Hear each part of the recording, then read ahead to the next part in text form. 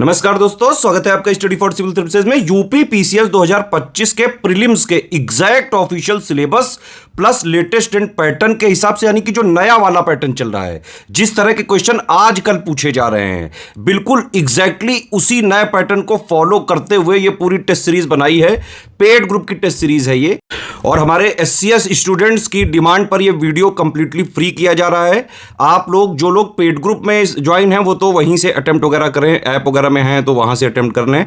Otherwise जो लोग paid group नहीं ज्वाइन कर सकते हैं वो लोग ये वीडियो देखें, पूरा वीडियो देखें, हर क्वेश्चन को पॉज करके पहले उसका आंसर वगैरह जो है जरूर देने की कोशिश करें।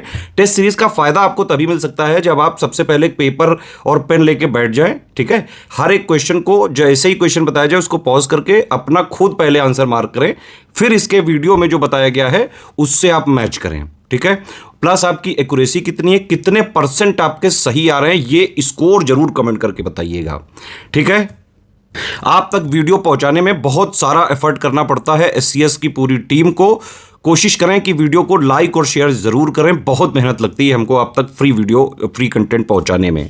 अगर आप चाहते हैं कि हमारे फ्री इनिशिएटिव ऐसे ही लगातार चलते रहें, जैसे कि हम करंट अफेयर भी देते हैं, यूपी करंट भी देते हैं फ्री में, टेस्ट सीरीज भी देते हैं, पेड क्विज के भी वीडियो देते हैं, मेंस के भी मोस्ट एक्सपेक्टेड क्वेश्चन देते हैं, तो ऑलमोस्ट यूपी पीसीएस का चाहे जो है हो, चाहे आरओ का एग्जाम हो, बीओ के लिए हो, यूपी पीएससी के जितने एग्जाम्स हैं उनके लिए स्टडी फॉर सिविल सर्विसेज के यूट्यूब चैनल में बहुत ही सफिशिएंट कंटेंट पड़ा हुआ है, आप उसको जरूर देखें। एक जरूरी सूचना है आप लोगों के लिए, बीईओ की कंप्लीट सिलेक्शन तक की तैयारी का ग्रुप चल रहा है, आरओ का प्री प्लस मेंस का सिलेक्शन तक की तैयारी का ग्रुप चल रहा है, यूपी पीसीएस 2026 का भी प्री का मेंस का सिलेक्शन तक की तैयारी का ग्रुप हमने जो है स्टार्ट कर दिया। आप इसको ज्वाइन करके पूरी तैयारी एक ही जगह कर सकते हैं। अगर आप स्टडी फॉर सिविल सर्विसेज का कंप्लीट पेड ग्रुप ज्वाइन करते हैं, प्री का कंप्लीट और पूरा कंप्लीट मेंस का, तो आपकी पूरी सिलेक्शन तक की तैयारी उससे हो जाती है। कहीं से और कुछ नहीं पढ़ना है आपको, ना करंट आपको बाहर से पढ़ना है, ना टेस्ट लगाने अलग से, ना पेड क्विज वगैरह, सब कुछ आपको स्टडी फॉर सिविल सर्विसेज के पेड ग्रुप में ही मिलता रहेगा,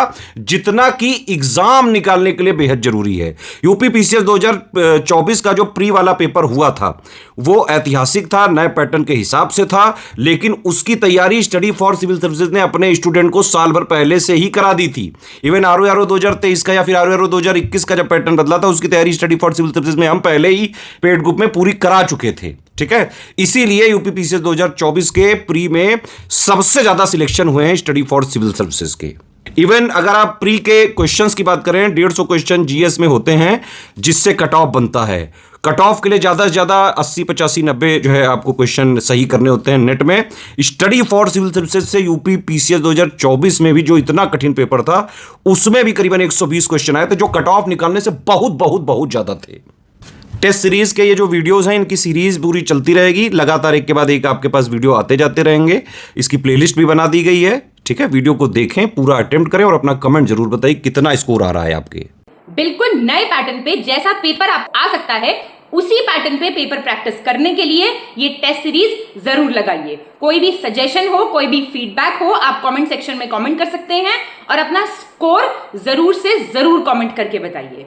फॉलो करते रहिए study for civil services. All the very best. Hello and welcome to study for civil services. UPPSC 2025 prelims के लिए सेक्शनल टेस्ट नंबर 13 होगा हमारा इकोनॉमी का टेस्ट। हम इसमें देखेंगे। ये पेड ग्रुप के डिटेल्स यहाँ पे आपको दी गई हैं। अगर आप कोई भी ज्वाइन करने में इच्छुक हैं तो इन नंबर्स पे कॉल या व्हाट्सएप कर सकते हैं। ये पर्टिकुलरली ज्ञान सर का व्हाट्सएप नंबर है। फर्स्ट क्वेश्चन है, यूपी बजट 2025-26 से संबंधित कह रहा है कौन सा सही नहीं है, नॉट करेक्ट। यूपी में जो सैनिक स्कूल है लखनऊ, उसके निर्माण कार्य के लिए 125 करोड़ रुपए की व्यवस्था की गई है। 100 करोड़ रुपए का आवंटन किया गया है मुख्यमंत्री प्रशिक्षुता प्रोत्साहन योजना के लिए, और 80 करोड़ रुपए प्रस्तावित किए गए हैं अत्याधुनिक डिजिटल लाइब्रेरी की स्थापना के लिए। 200 करोड़ रुपए अन्नपूर्णा भवन के लिए किए गए हैं। गलत पूछ रहा है, देखिए गलत आपका पहला हो जाएगा। ये 125 नहीं 25 करोड़ रुपए का इसके यूपी सैनिक स्कूल लखनऊ के लिए किया गया है। सेकंड देखिए, केंद्रीय बजट, अब है यूनियन बजट की बात। 25-26 के अनुसार भारत सरकार के राजस्व का मेन सोर्स या फिर टॉप सोर्स क्या रहा है, तो ये उधारी, बोरोइंग्स एंड अदर लाइबिलिटीज रही हैं, ठीक है। थर्ड देखेंगे, वित्त वर्ष 2025-26 के जेंडर बजट विवरण में महिलाओं और बालिकाओं के कल्याण के लिए कितने लाख करोड़ रुपए का आवंटन किया गया है? तो ये किया गया है 4.49 लाख करोड़। इंपॉर्टेंट है, थोड़ा फिगर कुछ में आपको ध्यान रखने पड़ेंगे। गलत आपको यहाँ पे चुनना है। कह रहा है 22 जो अनिवार्य फसल हैं मैंडेटेड क्रॉप्स के लिए एमएसपी जारी किया जाता है, गन्ने के लिए अलग से एफआरपी जारी किया जाता है, उचित और लाभकारी मूल्य जिसको फेयर एंड रेन्यूमरेटिव प्राइस कहते हैं। और 22 में से 14 ऐसी हैं जो खरीफ हैं, 6 हैं रबी और बाकी की जो 2 जो हैं वो कमर्शियल यानी कि वाणिज्यिक फसलें हैं। क्या हो जाएगा इसका आंसर? तो इसका आंसर डी हो जाएगा, मतलब ये सारे एकदम सही हैं। आर्थिक समीक्षा 24-25 इकोनॉमिक सर्वे के बारे में आपको गलत चुनना है इसमें से। 2024 में इंडिया दुनिया में सबसे अधिक विदेशी धन प्रेषण वाला, रेमिटेंस सबसे ज्यादा हमको मिले हैं 139 बिलियन डॉलर्स। और आरबीआई वित्तीय समावेशन सूचकांक 53.9 से बढ़कर 64.2 हो गया है। आरबीआई ने रेपो 6.5 पे रखा, कैश रिजर्व को घटा के 4% कर दिया। वित्त वर्ष 2025 के पहले 9 महीनों में कुल निर्यात 602.6 बिलियन रहा और आयात 682.2 बिलियन अमेरिकी डॉलर रहा। तो इसमें आपका पहला गलत हो गया है, क्योंकि इंडिया का फर्स्ट पोजीशन है लेकिन ये है 129 बिलियन डॉलर्स। ठीक है, मेक्सिको, चाइना, फिलीपींस, फिर पाकिस्तान है। सिक्स्थ, वार्षिक बजट 2025-26 में जो मिनिस्ट्रीज होती हैं उनको जो आवंटन किया जाता है आपको उसमें मैचिंग करनी है। तो आंसर आपका इसका बी हो गया। ठीक है, शिक्षा मंत्रालय और रेलवे का है 255, जल शक्ति का है 99503 और रक्षा मंत्रालय का है आपका 681। ये इंपॉर्टेंट वाली मिनिस्ट्रीज हैं सारी, प्लीज एक बार आप देख सकते हैं। सेवेंथ, केंद्रीय बजट 2025-26 में संशोधित नवीन कर जो revise new tax revenue structure है उसके बारे में कौन सा पेयर ठीक दे रखा है, ये बताना है आपको। तो ये आपका इसका आंसर आपका हो जाएगा ए। 8 to 12 लाख के लिए जो है वो 10% है। सही आपको चुनना है। अब क्या कह रहा है, बजट के हिसाब किताब की जांच भारतीय संसद सार्वजनिक लेखा समिति यानी कि पैक करती है। और स्थानांतरण खेती के अंतर्गत भूमि का प्रतिशत कहाँ पे सबसे ज्यादा है? नागालैंड में शिफ्टिंग कल्टीवेशन सबसे ज्यादा प्रैक्टिस होता है। हिंदू वृद्धि दर का संबंध राष्ट्रीय आय की वृद्धि से संबंधित है। और भारतीय लघु उद्योग विकास बैंक मतलब कि सिडबी का हेडक्वार्टर जो है वो लखनऊ में है। आंसर ये आपके सारे एकदम सही दे रखे हैं। नाइन्थ देखिए, कौन सा राज्य सैनिटरी पैड के लिए छात्राओं के बैंक खातों में राशि भेजने वाला फर्स्ट स्टेट बन गया है? बहुत ही उम्दा पहल है ये, तो ये आपको याद रखना है। एमपी काफी न्यूज में रहा है। निम्नलिखित में से किस केंद्रीय संगठन ने हाल ही में अंतर्दृष्टि नाम का एक वित्तीय समावेशन डैशबोर्ड लॉन्च किया है? अंतर्दृष्टि किसका है ये आपका आरबीआई का है। ठीक है, मतलब इसमें जो फाइनेंशियल इंक्लूजन कितना बड़ा है पूरे नेशन में उस सबको देखा जाएगा। गलत आपको यहाँ पे चुनना है। रिजर्व बैंक ने हाल ही में first loss default guarantee framework करके एक फ्रेमवर्क लॉन्च करा है। ये फिनटेक को बैंकों और नॉन बैंकिंग फाइनेंशियल कंपनियों के साथ साझेदारी करने की परमिशन देता है।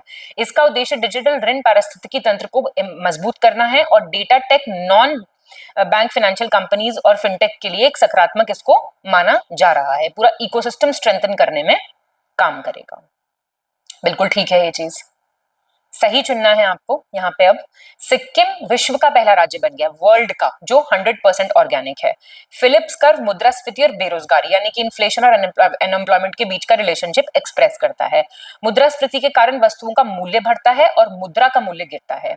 बहुआयामी गरीबी सूचकांक मल्टी डिमेंशनल पॉवर्टी इंडेक्स जो है वो यूएनडीपी जारी करता है। क्या हो जाएगा आंसर आपका? इसके भी आपके सारे सही हो जाएंगे। अपस्फीति बात हो रही है डिसइंफ्लेशन की, आपको इसके बारे में करेक्ट ऑप्शन चुनना है। ये एक आर्थिक प्रक्रिया है जिसमें मुद्रास्फीति की दर घटती है। ये मूल्य मुद्रास्फीति की गति में एक स्थायी मंदी यानी कि एक परमानेंट स्लो डाउन है। और ये एक आर्थिक परिदृश्य है जहां वस्तुओं और सेवाओं की कीमत में वृद्धि तुलनात्मक रूप से कम हो जाती है कंपैरेटिवली। ये उत्पादकता और प्रौद्योगिकी में वृद्धि से उत्पन्न हो सकती है। आंसर क्या हो जाएगा आपका? आंसर हो जाएगा 1, 3 एंड 4 आर करेक्ट। सेकंड क्यों हो गया गलत? ये टेम्पररी है, ये स्थायी नहीं है, ये टेम्पररी मंदी आती है बस एक। 14th देखेंगे, अब आपको गलत देखना है इसमें। केंद्र सरकार ने हाल ही में 16th फाइनेंस कमीशन के संदर्भ में शर्तें जारी की हैं। ये सबमिट करेगा, रिपोर्ट 1 अप्रैल 2028 से शुरू होगा और रिपोर्ट सबमिट करेगा 30 अक्टूबर 2025 तक। 16th फाइनेंस कमीशन ने भारत की संचित निधि से राज्यों के राजस्व के सहायता अनुदान और राज्यों को भुगतान की जाने वाली राशियों को नियंत्रित करने वाले सिद्धांतों की सिफारिश की है और 16th फाइनेंस कमीशन पंचायत नगर पालिकाओं के संसाधनों की पूर्ति के लिए आवश्यक उपायों की सिफारिश की है जो राज्य के विधायक द्वारा की गई सिफारिशों पर आधारित है। गलत कह रहा है ये, तो गलत आपका बी हो जाएगा।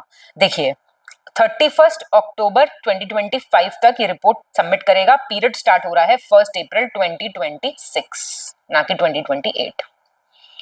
15 देखिए, एशियाई विकास बैंक ने हाल ही में निम्नलिखित में से किस राज्य में तृतीयक स्वास्थ्य देखभाल और चिकित्सा शिक्षा की गुणवत्ता और सामर्थ्य बढ़ाने के लिए $500 मिलियन का जो है लोन अप्रूव किया है? तो ये महाराष्ट्र के लिए किया है। ठीक है, 16 देखेंगे, आपको सही चुनना है। प्रशांत चंद्र महालनोबिस को अक्सर भारतीय बजट के जनक के रूप में माना जाता है, फादर ऑफ इंडियन बजट। पहला बजट इंडिपेंडेंट इंडिया का 26 नवंबर 1947 को आर.के. षणमुगम शेट्टी जी ने प्रस्तुत किया था। आर्टिकल 202 कहता है प्रत्येक राज्य सरकार का वार्षिक वित्तीय विवरण तैयार करती है, जिसे राज्य सरकार का बजट यानी कि स्टेट गवर्नमेंट का बजट कहते हैं।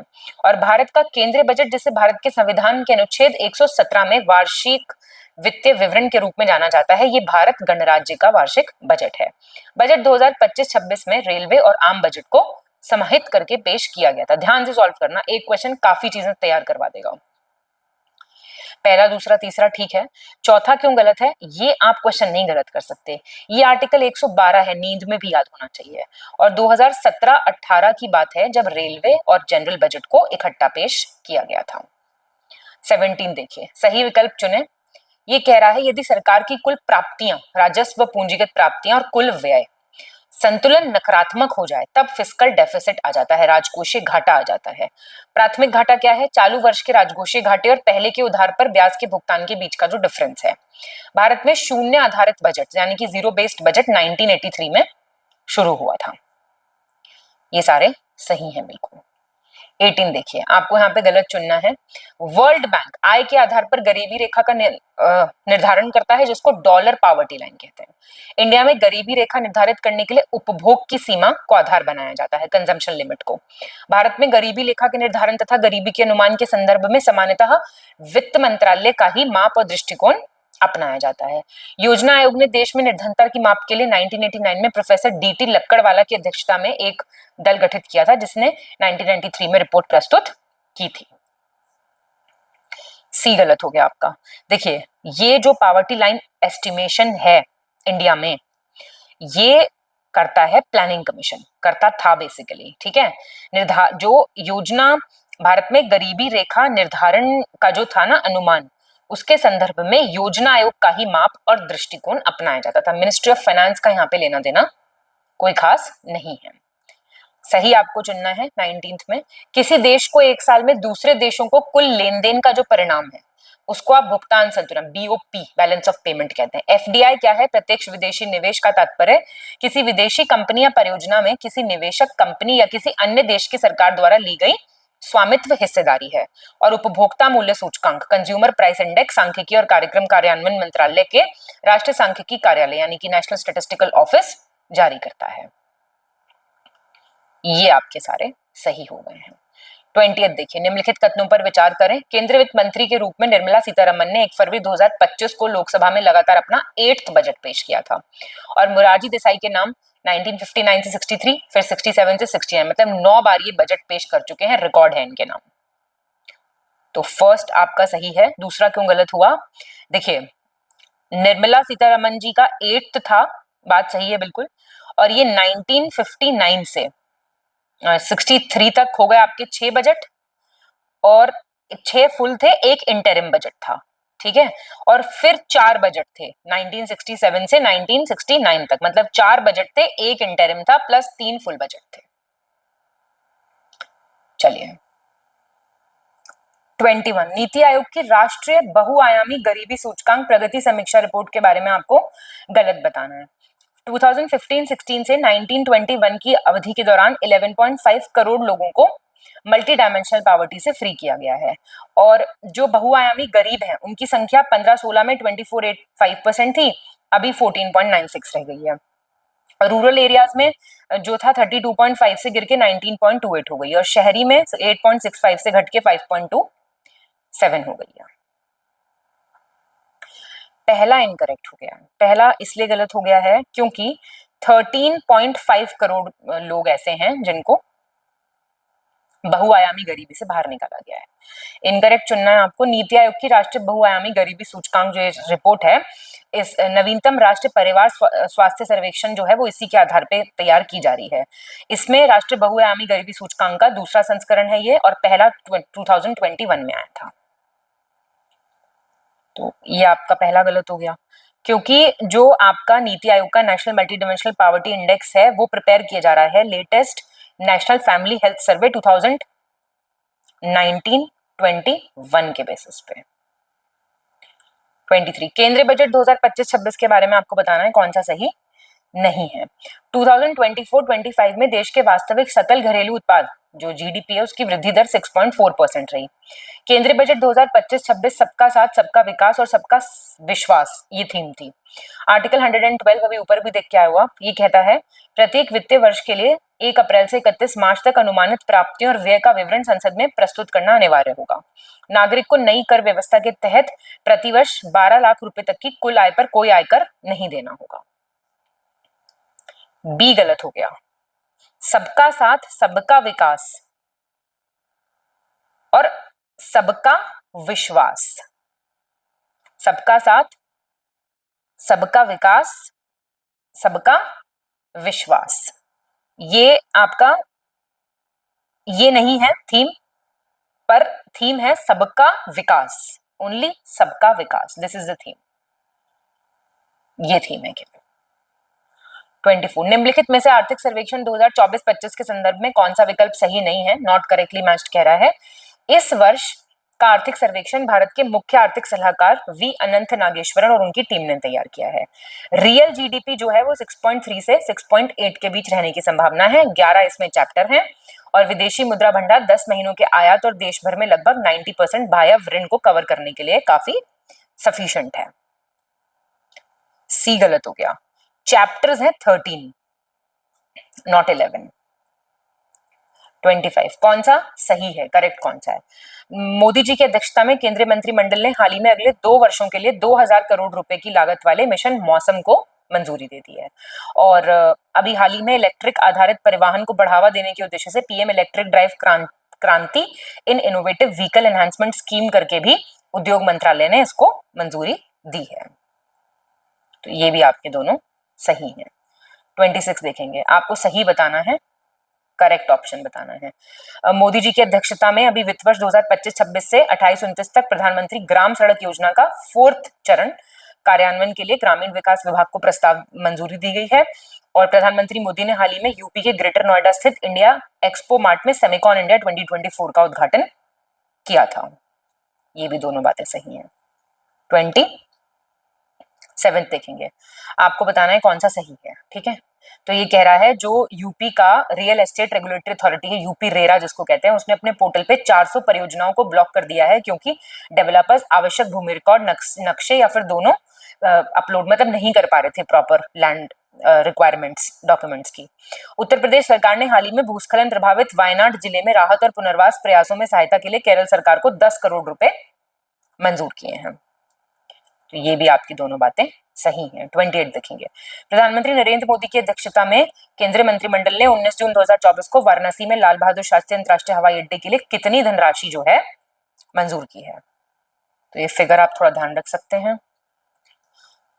इकोनॉमिक सर्वे का क्वेश्चन है, वित्त वर्ष 2025 में कृषि क्षेत्र में 3.9% का ग्रोथ का अनुमान है, और वित्त वर्ष 2025 में कृषि में सकल मूल्यवर्धन जीवीए में 6.4% का जो है अनुमान है। ये आप छोड़ सकते हो फिलहाल, तो इसका आंसर बी हो जाएगा। इधर वाला हटा दो, बी हो जाएगा इसका, सिर्फ हिंदी वाला देखो। तो ये है 3.8% का अनुमान है। 30 देखेंगे, आर्थिक समीक्षा 2024-25 के अनुसार आपको बताना है कौन सा करेक्ट है स्टेटमेंट। आईएमएफ द्वारा 2024-25 में वैश्विक अर्थव्यवस्था के लिए 3.2% और 3.3% की अनुमान लगाया गया है, और इंडिया का रियल जीडीपी फोरकास्ट कितना है? 6.4% का। और सर्विसेज सेक्टर मतलब सेवा क्षेत्र सबसे तेजी से ग्रो करेगा 7.2% से। ये आपके सारे बिल्कुल सही है। 31 बजट अनुमान 2025-26 के बारे में आपको बताना है कौन सा युग सही नहीं है, नॉट करेक्टली मैच पूछ रहा है, तो आप देख लीजिए जरा कौन सा हो जाएगा। ये फिस्कल डेफिसिट गलत दिया हुआ है, ये 4.4 है परसेंट, ये याद रखना बिल्कुल, ठीक है। बाकी आप देख सकते हैं सब ठीक है।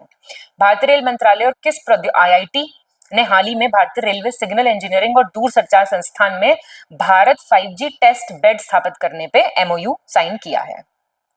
तो ये आईआईटी मद्रास के साथ किया है। 33 निम्नलिखित कथनों पर विचार करें।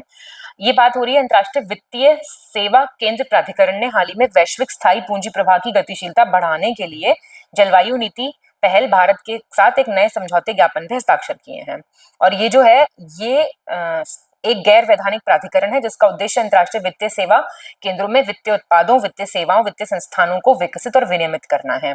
और क्या करेगा ये इसका लक्ष्य है एक मजबूत वैश्विक जुड़ाव विकसित करना और भारतीय अर्थव्यवस्था की जरूरतों पर ध्यान देते हुए पूरे क्षेत्र के लिए एक अंतर्राष्ट्रीय वित्तीय मंच के रूप में काम करना।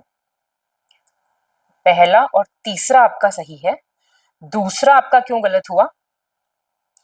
ये इंटरनेशनल फाइनेंशियल सर्विसेज अथॉरिटी जो है ये एक स्टैट्यूटरी बॉडी है, नॉन स्टैट्यूटरी नहीं, स्टैट्यूटरी, ठीक है, वैधानिक प्राधिकरण है। सबसे इंपॉर्टेंट लाइन है ये। 34 देखेंगे। केंद्रीय बजट 2025-26 के बारे में आपको बताना है। 12 इंपॉर्टेंट मिनरल्स को completely basic custom duty free कर दिया गया है। आयातित दवाइयों पर छूट देते हुए कैंसर, दुर्लभ बीमारियों और संचारी बीमारियों और 38 जीवन रक्षक दवाओं को बेसिक कस्टम ड्यूटी से छूट दे दी गई है। पहला सही है, दूसरा क्यों गलत हुआ? ये 36 हैं ऐसी life saving diseases, not 38। 35 correct चुनना है। सममूल्य वो दर है जिस पर कोई भी कंपनी अपने शेयर को जारी करती है, पैर वैल्यू। कृषि आयकर, स्टैंप ड्यूटी, भूमि कर, ये सब जो हैं ये मूल्यवर्धित कर राज्य सरकार के राजस्व का स्रोत है। उत्पादन के 5 कारक हैं, श्रम शक्ति, भूमि, पूंजी, संगठन और उपकरण। 5 फैक्टर्स ऑफ प्रोडक्शन। पहला दूसरा सही है। 5 फैक्टर्स नहीं है, 4 फैक्टर्स होते हैं प्रोडक्शन के, लेबर पावर, लैंड, कैपिटल और ऑर्गेनाइजेशन, ठीक है। हाल ही में किस शहर को उत्तर प्रदेश सौर ऊर्जा नीति 2022 के अंतर्गत आदर्श या फिर मॉडल शहर घोषित किया गया है? Ayodhya, very important.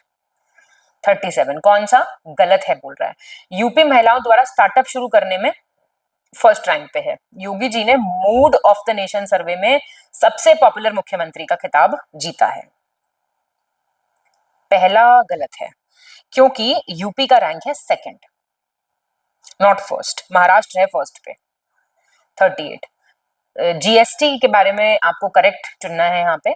तो जीएसटी आया था 1 जुलाई 2017 को, और सीबीआईसी के डेटा के हिसाब से आटा, सौंदर्य प्रसाधन सामग्री, दही, छाछ, डिटर्जेंट, ये सब पे अधिकांश घरेलू सामान्य जीएसटी लागू होने के बाद सस्ते हो गए हैं। और निर्मला सीतारमन जी फिलहाल जीएसटी परिषद की वर्तमान अध्यक्ष हैं। बिल्कुल ठीक। 39 देखिए, आपको बताना है करेक्ट कौन सा है। यूपी ने ऊर्जा के क्षेत्र में बहुत ही महत्वपूर्ण उपलब्धि हासिल करते हुए राज्य के 100% घरों तक बिजली की पहुंच सुनिश्चित करके देश में टॉप कर दिया है। इसलिए यूपी राज्य नीति आयोग के एसडीजी इंडेक्स 23-24 में एसडीजी नंबर 7 में अचीवर स्टेट में 100 on 100 इन्होंने अचीव कर लिया है। तो बहुत ही उम्दा काम हमारा स्टेट जो है इस क्षेत्र में कर रहा है। नीति आयोग के एसडीजी इंडेक्स 2023-24 के बारे में, यूपी के बारे में बताना है आपको। यूपी ने क्या क्या किया है? 2018 से 23-24 के बीच सबसे तेजी से आगे बढ़ा है। फ्रंट रनर की श्रेणी में 67 रहे हैं overall score. Clean affordable energy में यूपी का रैंक 1 रहा है, टॉप है स्कोर। और एक श्रेणी में अचीवर, 6 श्रेणियों में फ्रंट रनर और 7 में परफॉर्मर रहा है। इस पे अक्सर क्वेश्चन आता है, सही है ये सारे। 41 केंद्रीय बजट 2025-26 के संदर्भ में आपको सही बताना है। 5 लाख महिलाओं अनुसूचित जाति और अनुसूचित जनजातियों के प्रथम लाभार्थी उद्यमियों के लिए अगले 5 वर्षों के दौरान 2 करोड़ रुपए तक का सावधि ऋण उपलब्ध कराने की एक नई योजना की घोषणा की गई है। विस्तारित कार्यक्षेत्र और 10,000 करोड़ रुपए के नए अंशदान के साथ निधियों के एक नए कोष की स्थापना, फंड ऑफ फंड्स जिसको कहते हैं, और फाइनेंशियल असिस्टेंस दिया जाएगा वेस्ट कोशी कैनाल के लिए, बिहार के लिए। चुनौती मोड के जरिए राज्यों की भागीदारी से देश में 100% शीर्ष पर्यटन स्थलों को विकसित किया जाएगा। तो फर्स्ट, सेकंड, थर्ड सही है, चौथा क्यों गलत हुआ? तो ये कह रहा है 50 ऐसे टॉप टूरिस्ट डेस्टिनेशंस जो हैं किए जाएंगे डेवलप। कौन सा सही है? फेमा एक्ट पूछ रहा है, सबका ईयर दिया हुआ है, आपको बताना है कौन सा सही है। देख लो जरा इसको एक बार। तो ये आपके सही हैं सारे, ठीक है। तो कई बारी क्रोनोलॉजी में लगाने के लिए पूछ ले। आर्थिक सर्वेक्षण 2024-25 के संबंध में आपको बताना है कौन सा सही है। इसकी प्रस्तावना में गैर विनियमन को आर्थिक समीक्षा की थीम के रूप में रेखांकित किया गया है और वीपो की रिपोर्ट के हिसाब से इंडिया का 6th रैंक है टॉप 10 पेटेंट दाखिल करने वाले कार्यालयों में। ये आपके दोनों सही हो गए। 44 में इकोनॉमिक सर्वे, कौन सा कथन सही नहीं है? Not correct. बेरोजगारी दर 2017-18 जुलाई जून के 6% की तुलना में घट के अभी 3.2% हो गई है। 10 से 24 वर्ष की आयु वर्ग में 26% जनसंख्या होने के साथ भारत वैश्विक स्तर पर सबसे युवा राष्ट्रों में से एक के तौर पे जनसांख्यिकी में आगे है। और महिला उद्यमशीलता को प्रोत्साहन देते हुए सरकार ने आसान ऋण, विपणन समर्थन, कौशल विकास और महिला स्टार्टअप्स को समर्थन आदि से जुड़ी कई पहलों की शुरुआत की है। कोई गलत नहीं है इनमें से, सारे बिल्कुल ठीक हैं। आपको राजकोषीय स्वास्थ्य सूचकांक यानी कि फिस्कल हेल्थ इंडेक्स के बारे में इनकरेक्ट बताना है। राजकोषीय प्रशासन को बढ़ाने के लिए राष्ट्रीय भारत परिवर्तन संस्थान नीति आयोग ने अपना पहला राजकोषीय सूचकांक लॉन्च किया। 28 मेजर इंडियन स्टेट्स के लिए ये लॉन्च किया गया है और 67.8 अंक के साथ ओडिशा ने टॉप किया है और कर्नाटका को व्यय गुणवत्ता और ऋण प्रबंधन में कमजोर प्रदर्शन के कारण गिरावट का सामना करना पड़ रहा है। सेकंड इज रॉन्ग बिकॉज ये 18 की स्टेट्स के लिए अलग अलग कैटेगराइजेशन पे इसको लॉन्च किया गया है। आर्थिक सर्वेक्षण 2024-25 के संबंध में आपको इनकरेक्ट चुनना है, नॉट करेक्ट। कपड़ा उद्योग एक प्रमुख रोजगार सृजन करता रहा है, 11% कंट्रीब्यूशन रहा है जीवीए में, और इंडिया मेजर प्रोड्यूसर रहा है जूट का और पहली रैंक है cotton, silk, manmade fibre production में। और चिकित्सा उपकरण उद्योग लगभग 15% की सीजीआर के साथ तेजी से सीएजीआर के साथ ग्रोथ कर रहा है। सरकार का सामाजिक सेवा व्यय संयुक्त रूप से केंद्र राज्यों का दोनों का वित्त वर्ष 2021 से 25 तक 15% चक्रवृद्धि वार्षिक वृद्धि से बढ़ रहा है। तो बी गलत हो गया आपका। सेकंड है इंडिया का रैंक, ठीक है, सेकंड। 47 आईटी क्षेत्र में कराधान नीतियों की जांच के लिए कौन सी समिति गठित की गई थी? तो यह है आपकी एन रंगाचारी कमेटी। कौन सा सही नहीं है? नॉट करेक्ट कह रहा है। प्रधानमंत्री नरेंद्र मोदी को कुवैत के सर्वोच्च पुरस्कार ऑर्डर ऑफ मुबारक अल कबीर से नवाजा गया है। इंडियन फॉरेस्ट सर्वे रिपोर्ट के हिसाब से सबसे ज्यादा मैनग्रोव गुजरात में है। इंडिया 3rd लार्जेस्ट एक्सपोर्टर रहा है स्मार्टफोन का। और विश्व बैंक ने बिहार की राजधानी पटना के विकास के लिए 800 मिलियन ऋण जो है उसकी मंजूरी दे दी है। तो डी गलत हो गया आपका।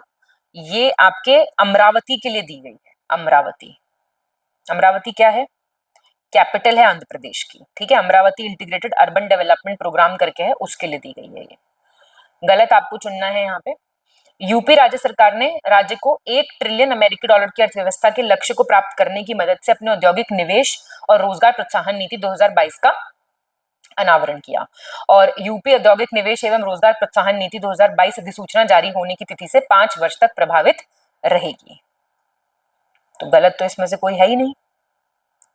50th देखेंगे, गलत चुनना है आपको, रॉन्ग स्टेटमेंट। विगत 10 वर्षों में पूरे भारत में अब तक 53 करोड़ से अधिक प्रधानमंत्री जनधन खाते खुलवाए गए हैं, जिसमें से यूपी शीर्ष पे है, 9.46 है। भारत संविधान के 75 ईयर्स पूर्ण होने के उपलक्ष्य में उत्तर प्रदेश के मुरादाबाद शहर ने 9.50 करोड़ की लागत से यूपी का पहला संविधान पार्क जो है बनाया जाएगा। तो ये भी दोनों बातें सही हैं, ठीक है, याद रखिएगा आप। चलिए 51 यूपी बजट 2025-26 में आपको बताना है गलत, इनकरेक्ट बताना है आपको। 203 करोड़ रुपए नंद बाबा मिशन के लिए, 200 करोड़ रुपए काउ शेल्टर्स के लिए, 5 कृषि औद्योगिक विश्वविद्यालय और प्रत्येक विधानसभा के ग्रामीण क्षेत्र में उत्सव भवन का निर्माण कराया जाना प्रस्तावित है। बी गलत हो गया आपका। बी क्यों गलत हो गया? तो गौवंश आश्रय स्थल के लिए 2000 करोड़ रुपए का आवंटन है, वेरी इंपॉर्टेंट। 52 केंद्रीय बजट 2025-26 के संबंध में आपको बताना है कौन सा सही नहीं है।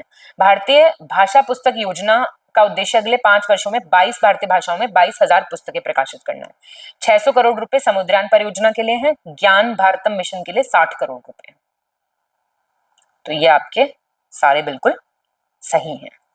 53 केंद्रीय बजट 2025-26 के अनुसार कौन सा कथन सही नहीं है कह रहा है, नॉट करेक्ट।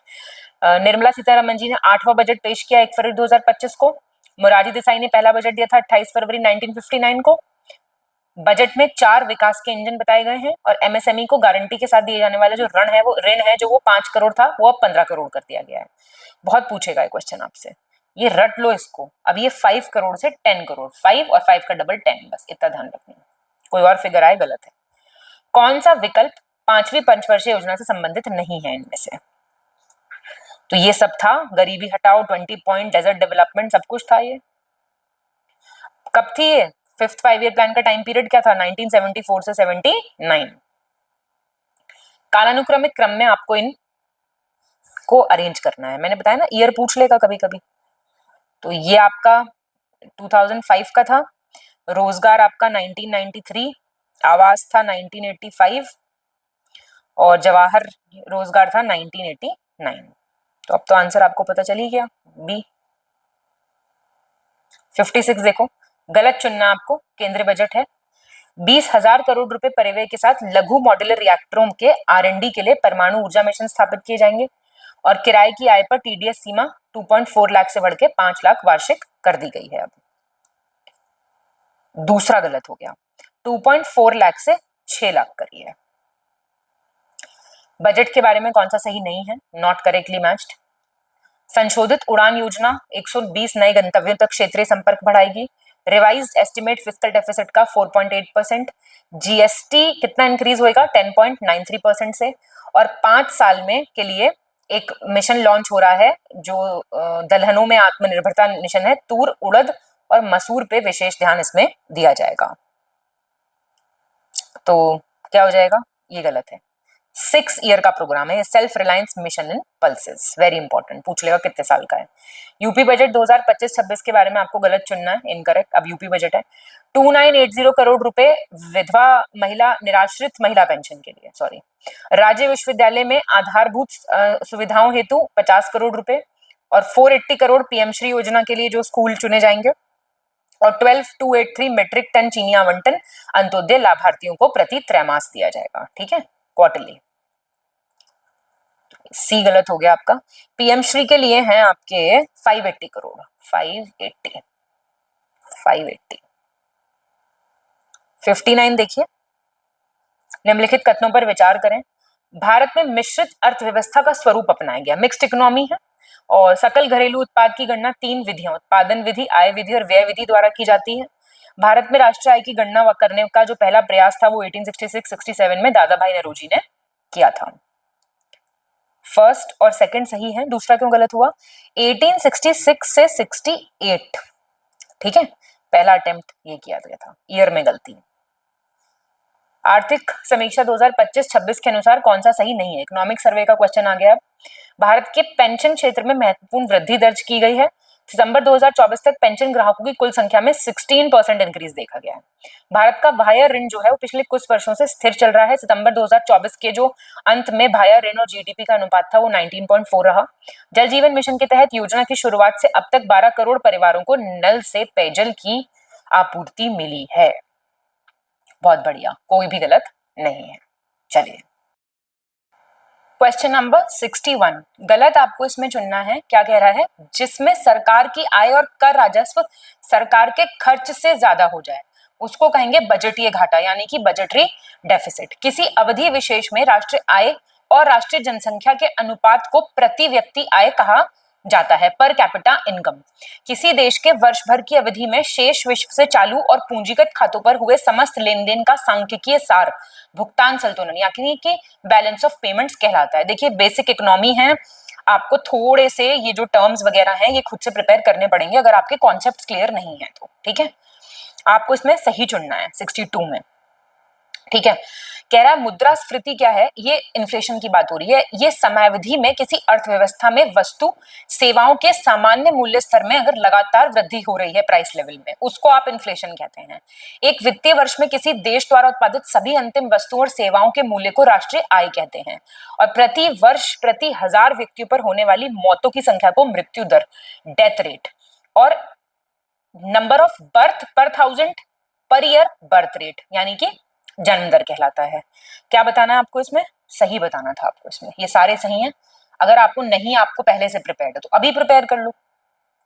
63 आपको गलत चुनना है। वस्तु और सेवा कर क्या है, इनडायरेक्ट टैक्स है, जिसने भारत में कई अप्रत्यक्ष कर जैसे उत्पाद शुल्क होता था, वैट होता था, इन सबको रिप्लेस करके ये एक अम्ब्रेला टैक्स आ गया है।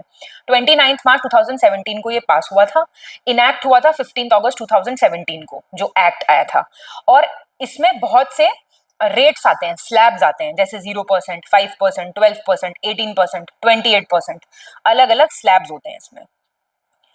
सी गलत हो गया आपका। सी क्यों गलत हुआ है, 1 जुलाई 2017।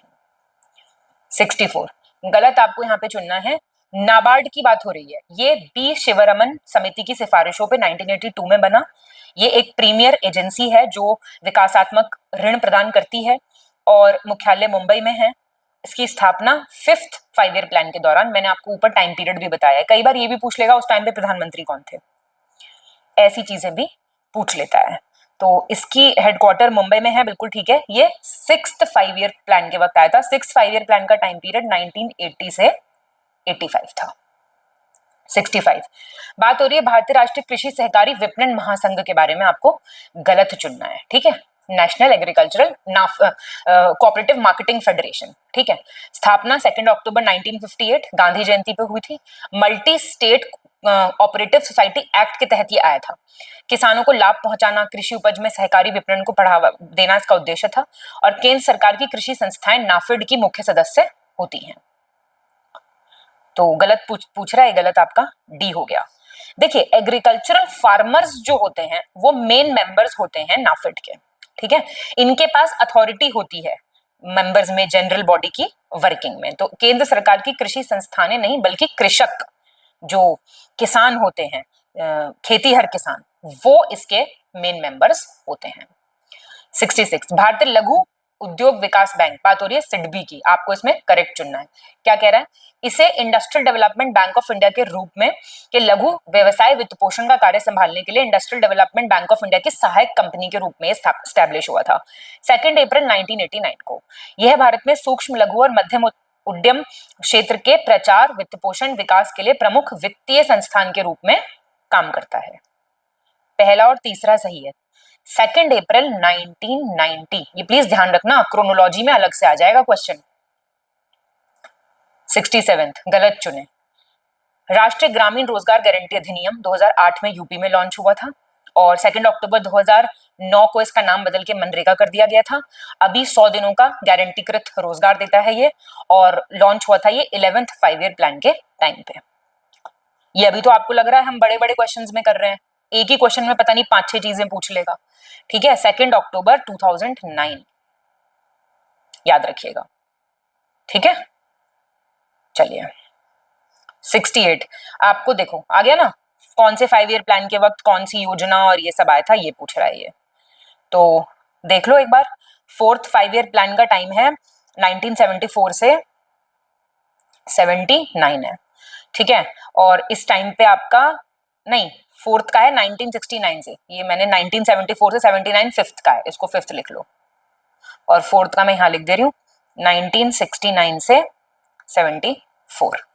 तो हरित क्रांति आपका ग्रीन रेवोल्यूशन 4th के टाइम का है, और 20 सूत्रीय प्रोग्राम आपका आया था 5th के टाइम पे, और एकीकृत ग्रामीण विकास भी 5th के टाइम पे आया था, तो ये गलत हो गया।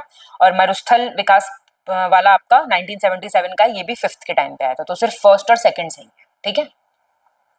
69 गलत आपको यहाँ पे चुनना है। 8वीं पंचवर्षीय योजना के दौरान 1 जनवरी 1995 को भारत जो है वो WTO का मेंबर बना था। 8 जुलाई 1948 को भारत टैरिफ और व्यापार पर सामान्य समझौते का सदस्य गैट्स का सदस्य बना था और ये साइन हुआ था अक्टूबर 1947 में 23 देशों ने हस्ताक्षर किए थे और 1 जनवरी 1948 से ये कानून के रूप में बन गया था। सारे आपके सही हैं। 70th देख लो। निम्नलिखित कथनों पर विचार करें। बात हो रही है भारत में तेज और बेहतर आर्थिक विकास के लिए 1991 में आर्थिक सुधार हुए थे। एक मिश्रित अर्थव्यवस्था वाला देश है, मिक्स्ड इकोनॉमी है यहाँ पे, और मार्केट सोशलिज्म शब्द जो है वो ऑस्कर रिसगैर्ड लैंगे ने गढ़ा था। तो ये सही है आपके सारे, ये आपको शायद नहीं पता हो, इसको आप फिर से देख लो। 71 देखो।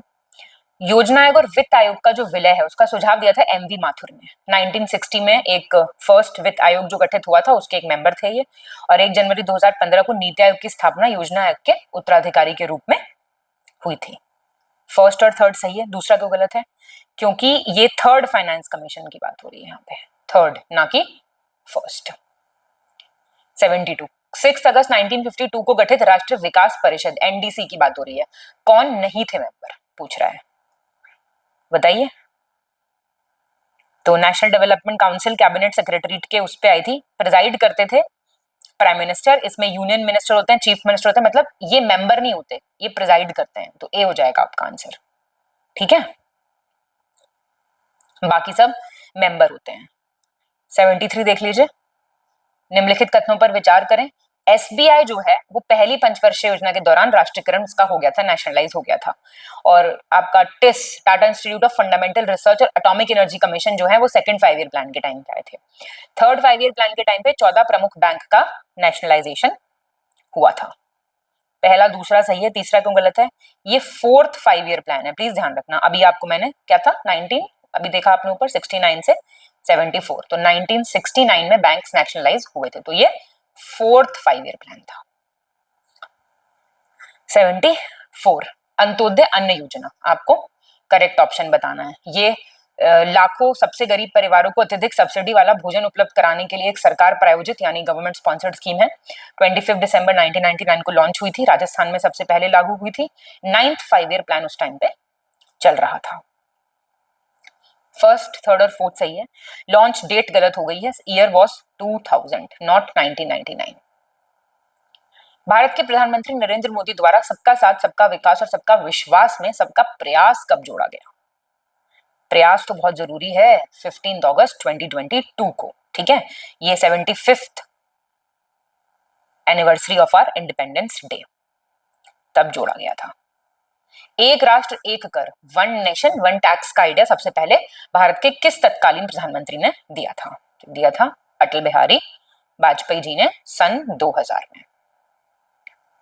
विश्व बैंक के संबंध में आपको इनकरेक्ट बताना है। 1944 में एस्टैब्लिश हुआ था, फिर ऑपरेशन शुरू करे 1946 में, 38 सदस्य थे। ये देशों को विकसित और विकासशील में वर्गीकृत करने के लिए प्रति व्यक्ति आय का उपयोग करता है। हेडक्वार्टर है वियना, ऑस्ट्रिया की राजधानी वियना। बताइए, ऑस्ट्रिया की राजधानी वियना में है हेडक्वार्टर, वॉशिंगटन DC में है हेडक्वार्टर। 78 वर्ष 2020 में निम्नलिखित में से कौन सा देश शीर्ष 3 प्रेषण प्राप्तकर्ता देशों में से नहीं था? टॉप 3 रेमिटेंस रेसिपिएंट कंट्री नहीं था, तो इजिप्ट नहीं था, ठीक है। भारतीय वाणिज्य एवं उद्योग महासंघ फिकी की बात हो रही है, इनकरेक्ट आपको चुनना है। गैर लाभकारी व्यापार संगठन है, लॉबिंग संगठन है, और श्री GD बिरला, पुरुषोत्तम ठाकुरदास 1967 में इसको एक कंपनी के रूप में शुरू किया था। महात्मा गांधी जी की सिफारिश थी, और यह किसी नए दिए गए उद्योग में फर्म विकास, विज्ञापन, नेटवर्किंग पर केंद्रित है। B is wrong because the year was 1927। कभी भी ये क्रोनोलॉजी में लगा हुआ हो तो याद रखना बहुत पुरानी संस्थान है ये। 80th देखिए क्या कह रहा है, गलत आपको फिर से चुनना है। लक्ष्मी देश का पहला बैंकिंग रोबोट है जिसने ICICI बैंक द्वारा तमिलनाडु राज्य में लॉन्च किया गया था। 100 रुपए मूल्य वर्ग के बैंक नोटों पर भारतीय रिजर्व बैंक के गवर्नर साइन करते हैं। श्वेत क्रांति के जनक हैं डॉक्टर वर्गिस क्विरीन, और हरित क्रांति के कौन है?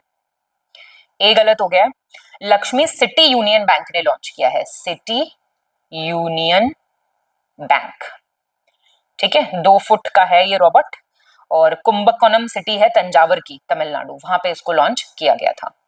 गलत आपको चुनना है। विनिमय दर में गिरावट के कारण विदेशी मुद्राओं की इकाइयों के संदर्भ में आंतरिक मुद्रा के मूल्य में कमी आ जाए तो उसको कहते हैं अवमूल्यन, डिवैल्यूएशन। सकल मूल्य वर्धित सकल घरेलू उत्पाद और सहायकी में से अप्रत्यक्ष कर की राशि घटा कर प्राप्त किया जाता है। ऐसे भौगोलिक क्षेत्र जिनमें विदेशी निवेश को बढ़ावा देने के उद्देश्य से देश के सामान्य आर्थिक कानून पूरी तरह लागू नहीं होते, उनको कहते हैं विशेष आर्थिक क्षेत्र, यानी कि special economic zones. Nothing is wrong. 82 देखिए, सही चुनना है आपको। एक वर्ष से कम आयु के बच्चों में प्रति 1000 जीवित जन्मों पर होने वाली मौत की संख्या शिशु मृत्यु दर कहलाती है, इन्फेंट मोर्टेलिटी रेट कहलाती है। ऐसा शेयर बाजार जहां सरकारों और सार्वजनिक कंपनियों की प्रतिभूतियां बेची जाती हैं उनको स्टॉक एक्सचेंज कहते हैं। गवर्नमेंट सिक्योरिटीज बेची खरीदी जाती हैं। देश की कुल जनसंख्या से श्रमिकों की कुल संख्या के अनुपात को श्रमिक जनसंख्या अनुपात, वर्कर पॉपुलेशन रेशियो कहा जाता है। पहला और तीसरा सही है, दूसरा क्यों गलत हो गया? देखिए, बॉट एंड सोल्ड मैंने सही बोल दिया था, यहाँ पे सिर्फ लिखा है सोल्ड, जब मैंने आपको दोबारा बोला खरीदी और बेची जाती हैं। ठीक है, उसको कहते हैं जहां ऐसा शेयर बाजार जहां सरकार और सार्वजनिक कंपनियों की प्रतिभूतियां खरीदी बेची जाती हैं। Bought and sold, not only sold, इसलिए गलत हुआ ये। गलत चुनना है 83 में। भारत में गरीबी का आकलन अब नीति आयोग की एक टास्क फोर्स द्वारा सांख्यिकी और कार्यक्रम कार्यान्वयन मंत्रालय के तहत राष्ट्रीय नमूना सर्वेक्षण कार्यालय करता है और द्वारा प्राप्त आंकड़ों के आधार पर ये रेखा गणित की जाती है। गरीबी रेखा किसी व्यक्ति की कुछ न्यूनतम आवश्यकताओं पर प्रति व्यक्ति व्यय को संदर्भित करती है जो ग्रामीण क्षेत्रों में प्रतिदिन औसतन 2100 कैलोरी होती है, मतलब कैलोरी बेस्ड है ये। सेकंड सही है, सेकंड गलत है, सॉरी। ये आपकी अर्बन एरियाज का है, शहरी क्षेत्रों का है ये, ठीक है। और रूरल का है 2400। 84 गलत आपको यहाँ पे चुनना है। प्रति 1000 जीवित बच्चों के जन्म पर होने वाली माताओं की मृत्यु की संख्या को मातृत्व मृत्यु दर कहते हैं, maternal MMR, maternal mortality rate कहते हैं। सकल राज्य घरेलू उत्पाद के अंतर्गत राज्य की भौगोलिक सीमाओं के भीतर एक निश्चित अवधि के दौरान आमतौर पर एक वर्ष में उत्पादित सभी तैयार वस्तुओं और सेवाओं की कुल मात्रा दोहराव के बिना हिसाब लगाई जाती है।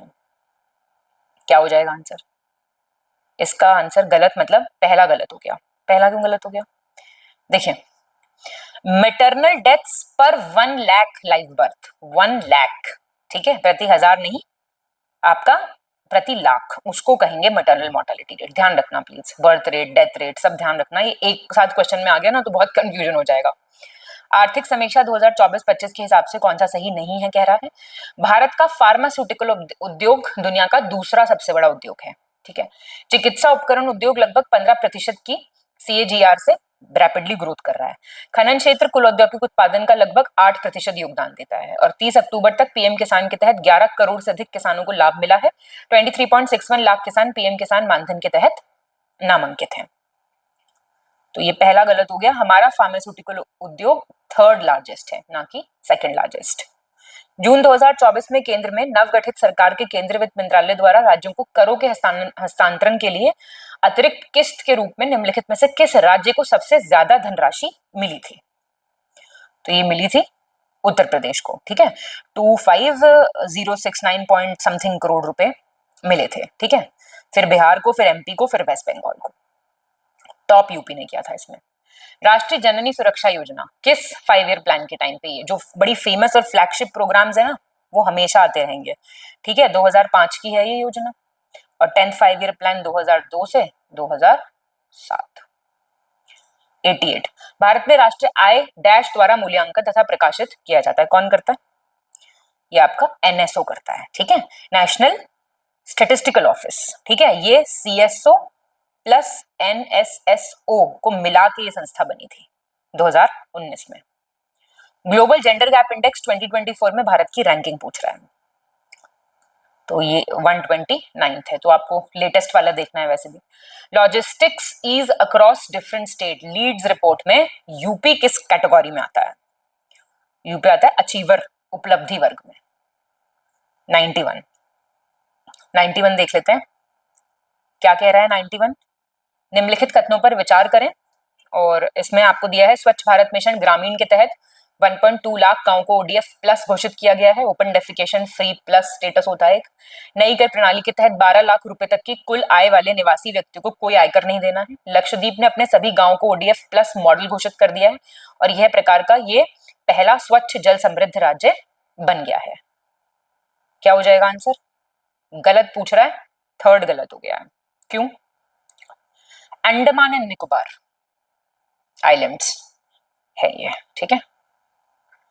भारत में प्रति व्यक्ति आय पूछ रहा है कितना है, तो इसमें से तो कुछ नहीं है, ठीक है। ये है आपका पिछले 9 सालों में प्रति व्यक्ति आय दोगुने से ज्यादा बढ़ के ₹1.97 लाख हो गई है, ₹1.97 लाख। अर्थशास्त्री प्रोफेसर राजकृष्ण ने देश में धीमी विकास दर को बढ़ाने के लिए निम्नलिखित में से किस पंचवर्षीय योजना को हिंदू वृद्धि दर कहा था? Very important question. Hindu rate of growth कौन सा था? 7th 5 ईयर प्लान था, ठीक है। सबसे पहले तो याद रखना साल पूछ लेगा 1978, ठीक है। 94 उत्तर प्रदेश एक्सप्रेसवे औद्योगिक विकास प्राधिकरण यूपीएडा ने अडानी टोटल एनर्जीज ई मोबिलिटी लिमिटेड को प्रदेश के 4 एक्सप्रेसवे पर चार्जिंग अवसंरचना के निर्माण के लिए मंजूरी दी है। कौन सा नहीं है इनमें से एक्सप्रेसवे? Not included. तो प्रयागराज लिंक एक्सप्रेसवे नहीं है। 26 चार्जिंग स्टेशंस लगेंगे इलेक्ट्रिक व्हीकल्स के लिए आपके बुंदेलखंड, पूर्वांचल, आगरा, लखनऊ और गोरखपुर लिंक एक्सप्रेसवे पे। 1989 में गठित एक समिति थी कृषि और ग्रामीण साख से संबंधित, कौन सी समिति है? तो ये थी आपकी खुसरो समिति, ठीक है। और आप मुझे बताएंगे भंडारी समिति, तारापुर और महालनोबिस किससे संबंधित हैं? ये यूपी बजट 2025-26 के संबंध में आपको बताना है कौन सा करेक्ट है। करेक्ट पूछ रहा है अभी। मुख्यमंत्री कन्या सुमंगला योजना के अंतर्गत 700 करोड़ रुपए का आवंटन किया गया है और 100 करोड़ रुपए मुख्यमंत्री सक्षम सुपोषण योजना के तहत। भाई देखो ये इंपॉर्टेंट होती हैं स्कीम्स यूपी की, आपको इनका आवंटन याद रखना है, सही चुनना है यहाँ पे आपको। 1949 में पीसी महालनोबिस की अध्यक्षता में एक राष्ट्रीय समिति का गठन किया गया। इस समिति की सिफारिश पर केंद्रीय सांख्यिकी संगठन की स्थापना 1950 में की गई। सीएसओ की बात हो रही है ये। 29 जुलाई को पीसी महालनोबिस का बर्थडे होता है, उसके अवसर पर राष्ट्रीय सांख्यिकी दिवस मनाया जाता है। भारत में राष्ट्रीय आय से संबंधित जितने भी पहलू हैं उनकी गणना ये सीएसओ करता है। सही बात है, तो करेक्ट आपका सी हो गया। क्यों? ये क्यों गलत हुआ? 1949 में ये जो सीएसओ बना ये बना 1951 में, ध्यान देना, और ये 29 जून को मनाया जाता है। ये आपका सही है। यूपी बजट सही चुनना आपको, ठीक है। सीतापुर जिले में नैमिषारण्य में वेद विज्ञान केंद्र के लिए 150 करोड़ रुपए का आवंटन किया गया है।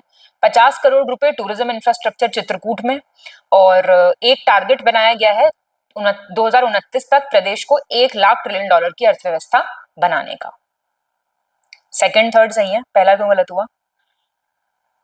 पहला गलत हुआ है, देखिए हुआ क्या है, chief minister tourist destination development scheme करके एक स्कीम चल रही है, उसके लिए 400 करोड़ रुपए का टोटल आवंटन किया गया है। 150 करोड़ रुपए टूरिज्म इंफ्रास्ट्रक्चर फैसिलिटी अयोध्या के लिए किए गए हैं, ठीक है, नॉट नैमिषारण्य। और इसमें से 125 इसमें से नहीं, मतलब 125 करोड़ रुपीस मथुरा के लिए किए गए हैं और 100 करोड़ किए गए हैं नैमिषारण्य के लिए। तो ये तीनों याद रखना, ठीक है। किस पंचवर्षीय योजना के तहत 2 मुख्य उद्देश्य गरीबी का उन्मूलन और आत्मनिर्भरता की प्राप्ति सुनिश्चित की गई थी? देखो कितना अच्छा क्वेश्चन है ये था 5th 5 ईयर प्लान। अभी तो बताया मैंने आपको ऊपर गरीबी हटाओ, और मैंने आपको वो भी बताया था कौन सा ईयर था। लास्ट क्वेश्चन पे आ गए हम। चौथी पंचवर्षीय योजना के अंतर्गत 18 मई 1974 को स्माइलिंग बुद्धा के नाम से, वो मूवी देखी होगी ना आपने, जॉन अब्राहम वाली, वो ये भूमिगत परमाणु परीक्षण किया था। विश्वविद्यालय अनुदान आयोग यूजीसी सेकंड 5 ईयर प्लान के टाइम पे आया था। 1970 में नॉर्मन बुरलॉ को उच्च उपज वाली किस्मों के विकास के लिए उनको नोबेल पीस प्राइज दिया गया था। और योजना आयोग के प्रथम उपाध्यक्ष गुलजारी लाल नंदा थे। उपाध्यक्ष पूछ रहा है, बी गलत हो गया। यूजीसी आया था फर्स्ट 5 ईयर प्लान के तहत, 1951 से था 1956 तक, ठीक है। चलो अब फटाफट से अच्छे बच्चों की तरह अपना स्कोर बताओ मुझे, कितना स्कोर आया, और जो बातें पूछी हैं वो जरूर से बतानी है। Keep revising, keep studying, all the very best to all of you. Thank you so much.